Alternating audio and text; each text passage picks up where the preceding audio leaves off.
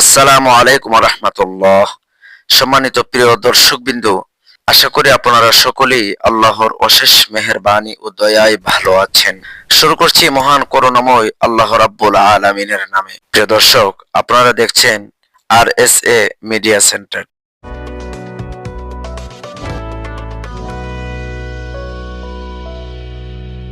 সম্মানিত প্রিয় দর্শক, আমরা আলোচনা নিয়ে আসছি মহানবী সাল্লাল্লাহু আলাইহি ওয়াসাল্লামের মেরাজ নিয়ে। মেরাজ শব্দটি আরবি, এর আবিধানিক অর্থ হচ্ছে আলোকিত সিঁড়ি দ্বারা ঊর্ধ্ব গমন করা। মহান আল্লাহ রাব্বুল আলামিনের নির্দেশে মহানবী সাল্লাল্লাহু আলাইহি ওয়াসাল্লাম মানব জ্ঞানের সীমা পেরিয়ে ঊর্ধ্ব জগতে আরোহণ করে আল্লাহর একান্ত সান্নিধ্য লাভ ও বাক্য লাভ করেন। তাই মেরাজ। এক রাতের কিছু অংশে রাসূলুল্লাহ সাল্লাল্লাহু আলাইহি ওয়াসাল্লাম মক্কা থেকে বাইতুল মুকদ্দাস হয়ে 7 আকাশ পর্যন্ত ভ্রমণ করে। এটাই হচ্ছে মেরাজ। মক্কা থেকে জেরুজালেম পর্যন্ত দ্রুতগামী উঠে যাবার সময় হলো 1 মাস এবং ফেরার সময়টাও 1 মাস। হিজরতের পূর্বে একটি বিশেষ রাতের শেষ প্রহরে বাইতুল্লাহ হতে বাইতুল মুকদ্দাস পর্যন্ত বুরাকে ভ্রমণ, সেখান থেকে আলোকিত সিঁড়ির মাধ্যমে 7 আকাশ পেরিয়ে আল্লাহর সান্নিধ্য গমন ও পুনরায় বাইতুল মুকদ্দাস হয়ে বুরাকে আরোহণ করে প্রভাতের পূর্বেই মক্কায় নিজ গ্রহে প্রত্যাবর্তনের ঘটনাকে মেরাজ বলে। এই পবিত্র মেরাজ কেউ যদি অস্বীকার করে সে ঈমান হারা হয়ে যাবে। সূরা বনী ইসরাইলের প্রথম আয়াত দ্বারা ইসরাই এবং সূরা নাজমের 13 থেকে 18 নং আয়াত দ্বারা মেরাজের প্রমাণ পাওয়া যায়। আকাইদে নাসাফিতে আছে, মসজিদে হারাম হতে মসজিদে আকসা পর্যন্ত রাসূলুল্লাহ সাল্লাল্লাহু আলাইহি ওয়াসাল্লামের ভ্রমণের নাম হচ্ছে ইসরা, যা আল্লাহর কিতাব দ্বারা অকাট্যভাবে প্রমাণিত। আর জমিন থেকে আকাশের দিকে ভ্রমণের নাম হচ্ছে মেরাজ, যা মাশহুর হাদিস দ্বারা প্রমাণিত। মেরাজ কেন হয়েছিল, মেরাজের নিগূঢ় রহস্য কি, এসব প্রশ্নের জবাব একমাত্র মহান আল্লাহ তাআলাই ভালো জানেন। এরপরও পবিত্র কোরআন, সহিহ হাদিস, ইতিহাস এবং সমসাময়িক অবস্থা পর্যবেক্ষণ করলে কতগুলো কারণ বের হয়ে আসে।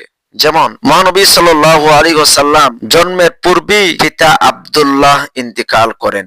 জন্মের 5 কিংবা 6 বছর পরে মাতা আমিনার মৃত্যু হয়। পিতা মাতার ইন্তিকালের পর তিনি দাদা আব্দুল মুত্তালিবের কাছে লালিত পালিত হন।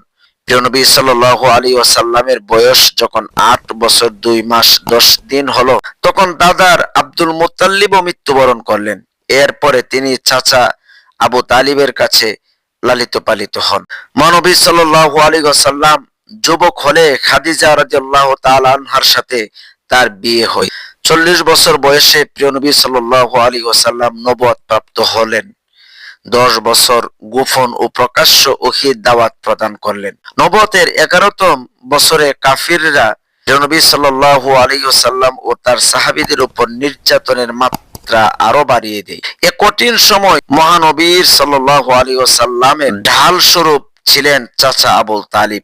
তিনি নিজের ক্ষমতার প্রভাবে কাফেরদের অত্যাচার হতে নবী সাল্লাল্লাহু আলাইহি ওয়াসাল্লামকে রক্ষা করতেন।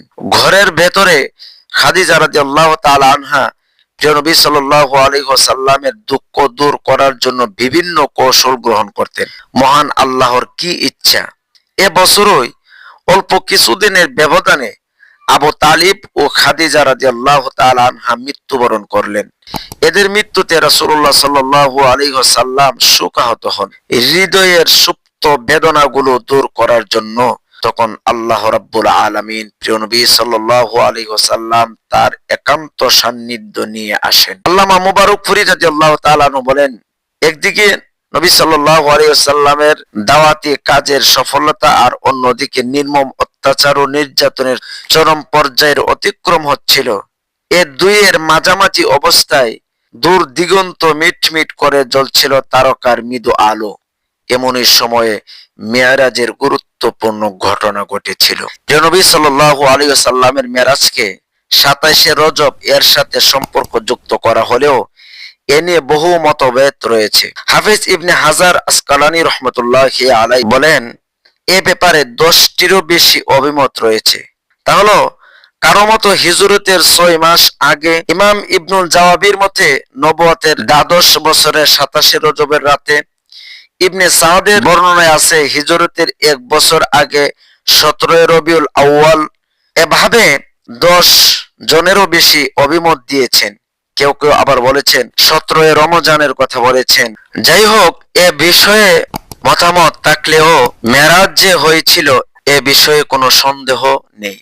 এ বিষয়ে কেউ সন্দেহ করলে তার ঈমান চলে যাবে। প্রিয় নবী সাল্লাল্লাহু আলাইহি ওয়াসাল্লাম ওনার স্ত্রী উম্মে হানির ঘরে রাতের বেলা শুয়েছিলেন। মানবকুলের শিরোমণি প্রিয় নবী সাল্লাল্লাহু আলাইহি ওয়াসাল্লাম একদা মক্কাতে শিয়াবে আবু তালিবের অবস্থিত তার চাচাতো বোন উম্মে হানির ঘরে এশার নামাজ পড়ে শুয়েছিলেন। উম্মে হানি ছিলেন রাসূলুল্লাহ সাল্লাল্লাহু আলাইহি ওয়াসাল্লামের স্ত্রী। এভাবে রাসূলুল্লাহ সাল্লাল্লাহু আলাইহি ওয়াসাল্লাম রাতের আধারে যখন ঘুমিয়েছিলেন, অতঃপর তার ঘরের ছাদ ফুঁড়ে জিবরাইল আলাইহিস সালাম ও মিকাইল আলাইহিস সালাম এর আগমন ঘটে।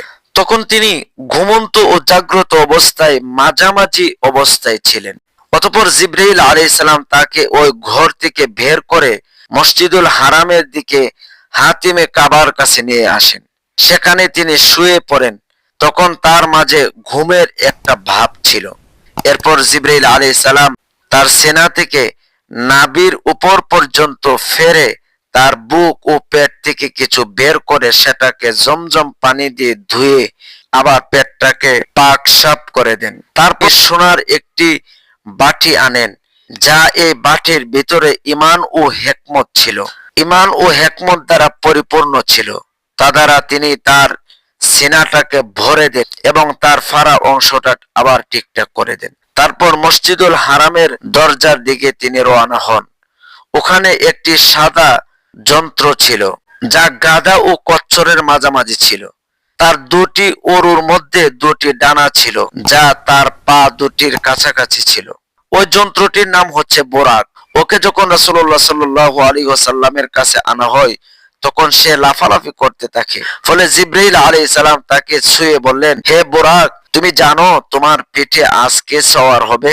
আজ তোমার পিছে এমন একজন সওয়ার হবে, আল্লাহর কসম, আল্লাহর পরে যার মর্যাদা, সব সৃষ্টির সেরা যিনি, তিনি আজ তোমার মধ্যে সওয়ার হবেন। তিনি সোয়ারে তুমি নিজেও ধন্য হয়ে যাবে। তোমার উপর এমন কোন ফেরেশতা এবং এমন কোন নবী রাসূলও চড়েননি যিনি মুহাম্মদুর রাসূলুল্লাহ সাল্লাল্লাহু আলাইহি ওয়াসাল্লাম, যিনি আল্লাহর নিকটে তার চেয়ে মর্যাদাবান আর কেউ নাই। হাদিস শরীফে আছে, বোরাক যখন এই কথা শুনলেন তখন বোরাক কিছুটা লজ্জা অনুভব করতে লাগলেন এবং বোরাকটি ঘেমে ভিজে যায়। তখন বোরাকটি ভয়ে তরতর করে কাঁপতে থাকে। সুবহানাল্লাহ। পরিশেষে ওই বোরাক সে জমিনের মধ্যে রেখে যায়। অতঃপর প্রিয় নবী সাল্লাল্লাহু আলাইহি ওয়াসাল্লাম বোরাকে চড়েন।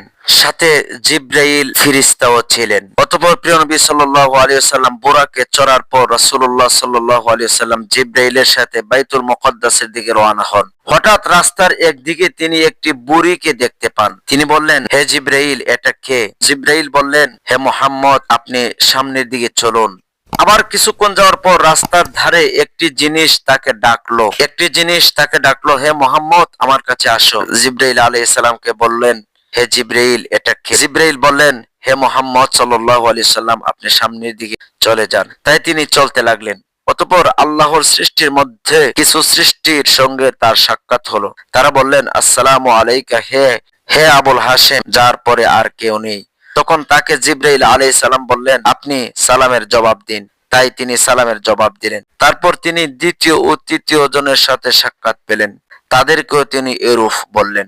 পরে জিবরাইল আমিন ফেরেশতা বললেন, ওগো আল্লাহর রাসূল সাল্লাল্লাহু আলাইহি ওয়াসাল্লাম, রাস্তার মধ্যে যে বুড়িটিকে দেখছিলেন, এই বুড়িটা হচ্ছে সে হচ্ছে পৃথিবীর সেই অংশ যতটা বয়স এই বুড়িটার বাকি আছে। এবং দ্বিতীয়টা ছিল শয়তান। সে চেয়েছিল আপনি তার প্রতি আকৃষ্ট হন এবং সে চেয়েছিল আপনি তার দিকে ঝুঁকে যান। আর যারা আপনাকে সালাম দিয়েছিলেন তারা হলেন ইব্রাহিম এবং মূসা এবং ঈসা আলাইহিস সালাম। অতঃপর রাসূলুল্লাহ সাল্লাল্লাহু আলাইহি ওয়াসাল্লাম সামনের দিকে যেতে লাগলেন। কিছুক্ষণ যাওয়ার পর জিবরাইল আমিন ফেরেশতা বললেন, আপনি এখানে নামুন এবং নামাজ পড়ুন। তাই আমি নামলাম এবং নামাজ পড়লাম। তারপর আমরা বোরাকে চড়লাম। জিবরাইল আলাইহিস সালাম বললেন, আপনি কি জানেন আপনি কোথায় নামাজ পড়লেন? আমি বললাম, আল্লাহ ভালো জানেন। জিবরাইল বললেন, আপনি যেই জায়গাটাতে নামাজ আদায় করে আসলেন এই জায়গাটির নাম হচ্ছে মদিনা। আপনি কিছুদিন পর হিজরত করে এখানে আসবেন। অতঃপর সামনের দিকে অগ্রসর হলেন। বুরাকটি কিছুক্ষণ যাওয়ার পর জিবরাইল আমিন ফেরেশতা আবার বললেন, ওগো আল্লাহর রাসূল আপনি এখানে নামুন। বুরাকটি তখন এখানে ল্যান্ড করলেন। বুরাকটি নামার পর রাসূলুল্লাহ সাল্লাল্লাহু আলাইহি ওয়াসাল্লাম জিবরাইল ফেরেশতা বললেন, ওগো আল্লাহর রাসূল আপনি এখানে 2 রাকাত নামাজ আদায় করুন। এখানে 2 রাকাত নামাজ আদায় করলেন। করার পর আবার চলতে লাগলেন। এবার জিবরাইল বললেন, হে মুহাম্মদ সাল্লাল্লাহু আলাইহি ওয়াসাল্লাম আপনি কি জানেন এটা কোন জায়গা? আপনি কোন জায়গাতে নামাজ আদায় করলেন?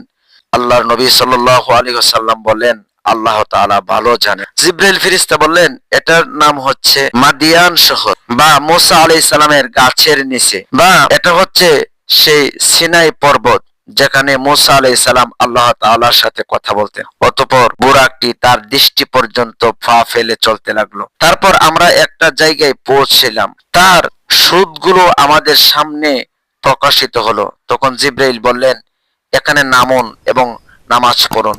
তাই আমি নামাজ পড়লাম। তারপর আমরা বোরাকে চড়লাম। অতঃপর জিবরাইল বললেন, আপনি কি জানেন আপনি কোথায় নামাজ পড়লেন? আমি বললাম, আল্লাহ ভালো জানেন। তিনি বললেন, এটা বাইতুল লাহাম। এটা হচ্ছে সেই জায়গা যেখানে বাবা সারা মারিয়ামের গড় ঈসা আলাইহিস সালাম জন্মগ্রহণ করেছিলেন। সেটা হচ্ছে সেই জায়গা। অতঃপর বোরাকে আমাদের নিয়ে চলল। পরিশেষে আমরা বাইতুল মুকদ্দাসের শহরে ঢুকলাম। অতঃপর আমি মসজিদের কিবলার দিকে এলাম। তারপর তিনি ওখানে বোরাকটি বাঁধলেন। তারপর আমি বাইতুল মুকদ্দাসে মসজিদে আকসা ঢুকলাম। অতঃপর আমার খতিবে নবীদের জামায়াত করা হলো।